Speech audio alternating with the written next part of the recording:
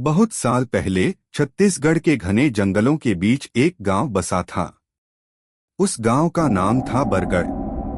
चारों तरफ घना जंगल, काले काले पेड़, हर वक्त अजीब सी सिहरन और रात में झींगुरों की आवाजें पूरे माहौल को और डरावना बना देती थीं। गांव वाले दिन में तो खेत-खार के काम में लग जाते थे, लेकिन सूरज ढलते ही कोई भी गांव की सीमा पार करने की हिम्मत नहीं करता था। कहते हैं गांव के पास की पगडंडी पर एक बरगद का बहुत पुराना पेड़ था, जिस पर एक औरत का साया भटकता था। लोग बताते थे कि वो औरत असल में गांव की ही थी, जिसका नाम सुदामिन था। कई साल पहले उसकी शादी गांव के एक आदमी से हुई थी, लेकिन कुछ ही दिनों में उसका पति रहस्यमयी तरीके से गायब हो गया। सुदामिन ने महीनों तक उसकी राह देखी, लेकिन जब पति नहीं लौटा तो गांव वालों ने उसे अपशकुनी कहकर ताने मारने शुरू कर दिए।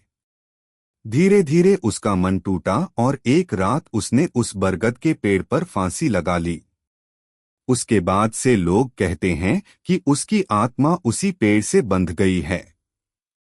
गांव में अक्सर सुना जाता कि आधी रात को किसी औरत के रोने की आवाज जंगल से आती है।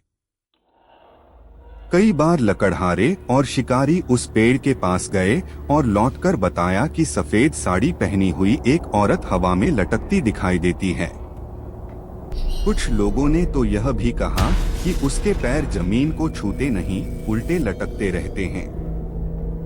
एक बार गांव का एक जवान लड़का राघव देर रात खेत से घर लौट रहा था।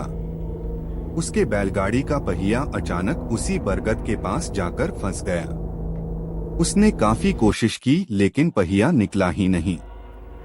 तभी अचानक उसने पीछे से किसी औरत की धीमी आवाज सुनी, "तू अकेला काहे आवत हंस रे?" राघव का खून जम गया। उसने पीछे मुड़कर देखा तो धुंधली रोशनी में उसे एक औरत की परछाई नजर आई। सफेद कपड़े लटक रहे थे, बाल चेहरे पर बिखरे हुए और उसकी आंखें आग की तरह लाल थीं। राघव ने घबराकर बैल को जोर से चाबुक मारा और किसी तरह गाड़ी खींचकर भागने लगा। लेकिन जैसे ही गाड़ी आगे बढ़ी, उसने साफ देखा कि वही औरत पेड़ की डाली से लटककर उसके ऊपर झूल रही है। उसके कानों में अजीब सी फुसफुसाहट गूंजने लगी, "काहे मोला अकेला छोड़ दे हूँ, मोर संग्रह।"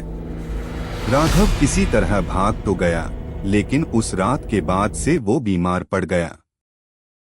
उसका शरीर दिन ब दिन कमजोर होता चला गया और कुछ ही दिनों में उसकी मौत हो गई। गांव वालों ने कहा कि बरगद वाली आत्मा ने उसे अपने साथ ले लिया।